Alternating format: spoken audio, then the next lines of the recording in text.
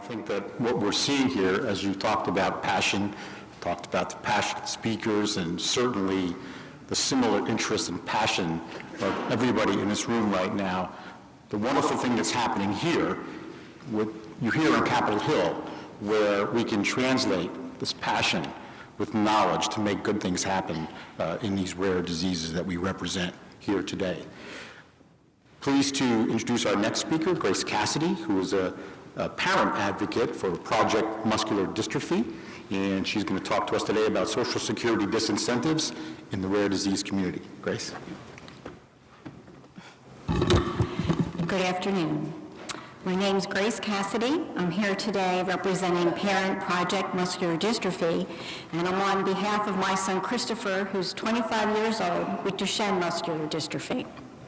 My goal today is to give you a glimpse into the difficulty acquiring and maintaining Social Security insurance. I, too, do not speak as an expert. This is just the story that we went through. The process for us started in 2011. The Department of Aging and Rehabilitative Services in Virginia, Chris is a client of theirs, told Chris to apply. He applied in June of 2011. It was a lengthy online application. And then, nothing. Chris called Social Security regularly to determine the status of his application, but he was never able to speak to an individual. The phone would just ring and ring, or he would just leave messages. Finally, in August of 2012, Chris received notice that he in fact qualified for SSI, and in addition, he would receive back payment for the time when he first applied in June of 2011 to when he was informed of qualifying August of 2012. Hooray! There would be 3 installments of back pay, and he received his first one. After 3 months of receiving payments, we were asked to come to the Social Security office for a periodic review. We scheduled our appointment for October of 2012. And then our problems with SSI really began.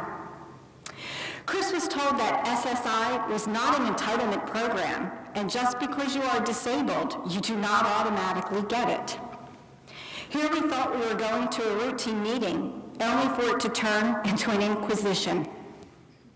Chris was informed he was overpaid and he owed money to SSI. How can that be? We were shocked. He had only received 3 payments and 1 installment of back pay. He was also told that all back payments were stopped. Apparently, Chris's resources, or in his case, the money in his checking account, were too high. It exceeded $2,000 for his resources. So now just imagine he had a summer job in 2012, and he received an academic monetary award at graduation in 2011, and those 2 items put him over the limit to receive Social Security. Our questions, our appeals, all were unanswered. We had no way to report mistakes, no way to ask any questions. No one ever responded. We discovered there are lots of variables involved with maintaining and keeping SSI. Our problem, however, was that we didn't know what these variables were. For instance, we had no idea resources, money in the bank, could not go above $2,000. Can you imagine that a support program for individuals with disabilities require these individuals to be destitute? This is the biggest disincentive for disabled individuals to work. So in my son's specific case, his summer job in 2012, he earned a whopping $2,400. And his monetary academic award for graduating first in his class was $2,800. And both of those things disqualified him from receiving Social Security back payments. We also didn't know that wages and expenses, specifically IRWE, anybody know what that is? That's impairment-related work expenses, specific expenses to get my son back and forth to work. They had to be reported monthly. Unless, of course, you didn't earn anything, then you don't need to report anything, even expenses. We learned that the actual SSI is based on estimates, and then it's adjusted when the wages and expenses are reported. This can put you in a situation of always owing money. We didn't know how to report any of this information they were requesting. And we certainly didn't know the algorithm to compute Chris's monthly SSI payment. Not knowing this information put us at a definite disadvantage.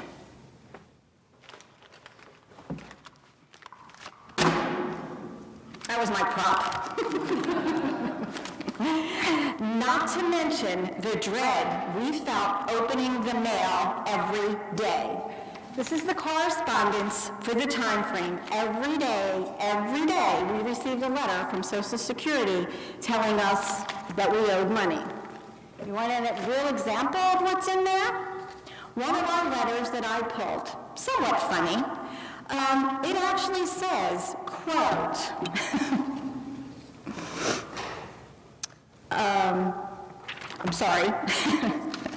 An example of what was in these letters for us was to pay our outstanding balance of $1,900 in full and right away.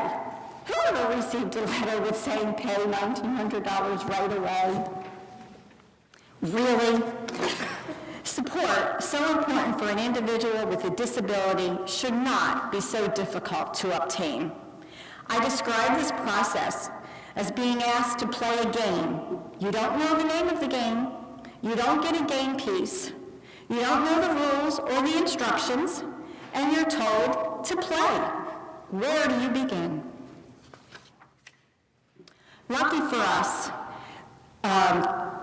Lucky for Chris, the DARS in Virginia, that's the Department of Aging and Rehabilitative Services, has a person that they contact that assists their clients in applying for SSI. She explained how it works. She gave Chris step-by-step instructions to calculate SSI, and she gave us forms to report our wages and expenses. All of this information she generated herself. It is not on the Social Security Administration website. With this information and knowledge, I was able to compile a spreadsheet to determine Chris's monthly SSI, and I compared it to what he actually received. I am sorry to say that it has taken us 34 months to get it right. But how many others have just given up? They couldn't figure it out, they didn't have the resources to get help with the process, or they didn't have the time or energy to pursue. In closing, I hope you get something of an idea of the bureaucratic nightmare that is involved, as well as the lengthy delays for an individual to receive their SSI. I believe without a doubt that if Chris did not have this individual at DARS, he would still be waiting on his SSI. There is a reason you see commercials on TV to hire lawyers to help you navigate Social Security. It is a painstakingly difficult process.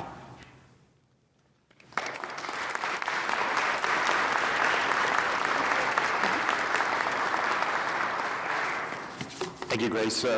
I would dare say, though, I think all of us here would say that not only was your son fortunate to have somebody at DARES to help him, but also your advocacy obviously made the difference as you negotiated something that really sounds like, in comparison, makes Catch-22 look like a cakewalk. So congratulations on your effort.